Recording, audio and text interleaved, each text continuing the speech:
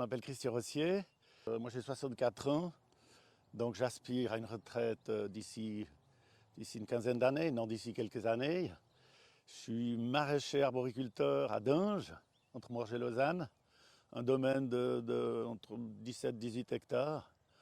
Puis à part ça, je suis pas un écolo pur et dur, mais je suis assez pour qu'on le vivre ensemble. Hein.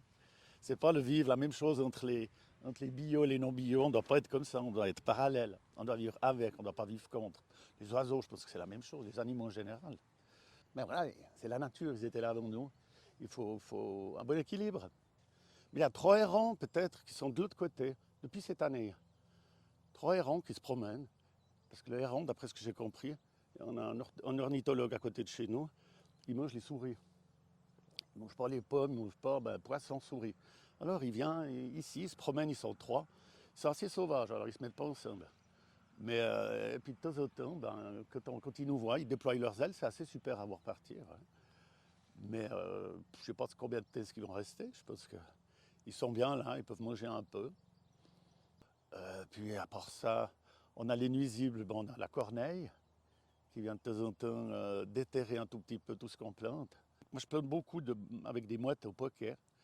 Et puis elles croient qu'il y a un verre qui est dessous. Alors elles vont soulever la mouette pour prendre le verre qui est dessous. Puis bien sûr qu'elles déterrent la mouette. Puis si on ne fait pas attention, c'est surtout les choux.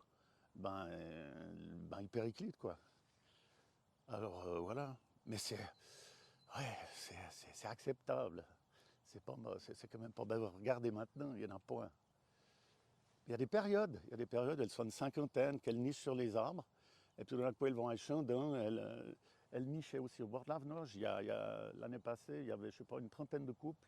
Tous les soirs, ils descendaient, puis ils allaient dormir dans, je sais pas, des futaies, là, c'est de grands arbres. Ils allaient dormir là-bas, puis le matin, ils reviennent. J'ai un copain qui est garde-chasse. Il m'a tué de temps en temps des corneilles. Elles sont protégées, mais quand on est garde-chasse, ils ont l'autorisation. Puis je les accrochais à un piquet avec un fil. J'en ai mis 2 pour le champ de tournesol qui est à côté. J'ai mis dans des caisses et tout, qui sont à une bonne hauteur, parce qu'il y a les renards qui viennent les manger la nuit. Et puis ça leur fait un tout petit peu peur. Après de 2-3 jours, on est tranquille. Mais une fois, il est très intelligent le corbeau, la corneille. Au bout de 2-3 jours, ils ont chopé le coup, puis ils viennent, ça recommence à zéro. Alors il faut retrouver un système. Mais ça va, l'équilibre n'est pas... Alors ouais, c'est un problème, entre parenthèses. Je veux dire, c'est le manger quelques poires et tout, mais on n'aime pas tellement quand il commence parce qu'on ne sait pas où ça s'arrête. C'est le garde-manger est complet. Je veux dire, il y a tout. Hein.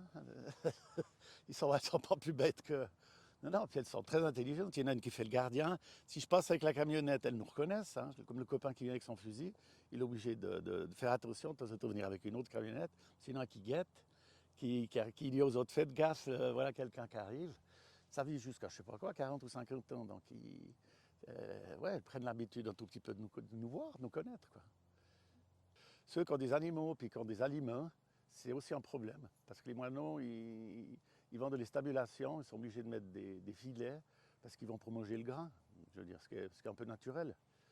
Mais moi, je n'ai pas ce problème parce qu'on fait je fais du chou-fleur, je fais des pommes et tout. C'est pas ce qu'ils mangent, quoi. Donc, il y en a de temps en temps qui passent, mais je veux dire, on n'y fait même pas attention, c'est des moineaux, quoi. Les pommes, il y en a qui mettent des filets. Beaucoup, c'est contre la grêle. Hein. C'est pas forcément contre les oiseaux. Ceux qui font des cerises, j'ai un copain aussi à Échandon qui fait 3-4 000 mètres de cerises. Alors là, une partie, c'est contre la grêle et puis contre les oiseaux aussi.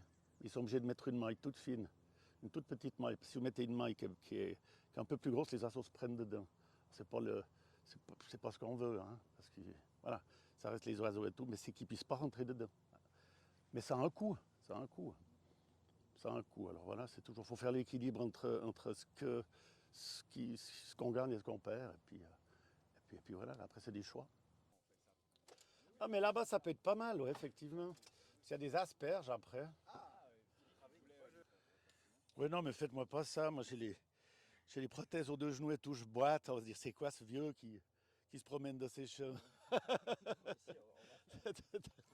On va dire vous êtes où? Vous êtes à l'EMS ou bien? Bon, alors attendez, moi je prends le bus. Hein. Ah il est beau hein? Mais ça, c'est le héron. Ouais, mais c'est ce qui C'est est. c'est un, ben, il va se poser juste là. Hein. Il va pas, là, il tourne un coup, puis il va se poser ici. Mais je l'ai jamais vu manger un campagnol, sincèrement. Mais autrement, je vous disais avant, hein, on vit avec, mais on n'est pas en observation quand on les voit. Je veux dire, on fait notre boulot, elles sont là. Tant qu'elles ne sont pas trop nuisibles ou bien qu'elles ne nous embêtent pas, ben voilà, elles vivent avec nous. On est ensemble sur cette terre. Hein. Je ne vais pas faire du prosélytisme, je ne vais pas faire mon pasteur ou quoi que ce soit. Peut-être dire, ben oui, mais on vit ensemble, mais on a peu de rapport, on va dire. C'est quand elles nous emmerdent qu'on a vraiment le rapport de dire, mais ou le matin, un beau matin, quand on les voit passer, puis on est de bonne humeur, puis on dit, c'est merveilleux ça. Il y a peut-être ce côté-là, mais autrement, non. Non, moi, je n'ai pas de symbiose, quoi que ce soit avec les oiseaux. Ils ne me gênent pas. La ferme aussi, les hirondelles, elles viennent parce que je pense que maintenant, les gens avec leur villa et tout, si une hirondelle vient nicher chez vous, les gens les chassent. Et puis, il y a un peu de fientes par terre, mais moi, ça ne me gêne pas. Là. On dit que ça amène du bonheur dans les maisons, qu'elles profitent de l'endroit. Il n'y a pas de problème. Dans longtemps, j'ai pris des jeunes qui, pendant les vacances, qui venaient travailler, donner un coup de main pendant un mois ou deux. Puis un jeune, une fois, qui avait justement qui avait les nids et tout, il essayait de les taper pour que les hirondelles partent terre. Alors lui, il a été congédié sur l'heure. C'est un truc, effectivement. Quoi. Alors il avait touché à ce qu'il ne fallait pas. On dit que ça amène un peu de, je ne veux pas dire de bonheur, mais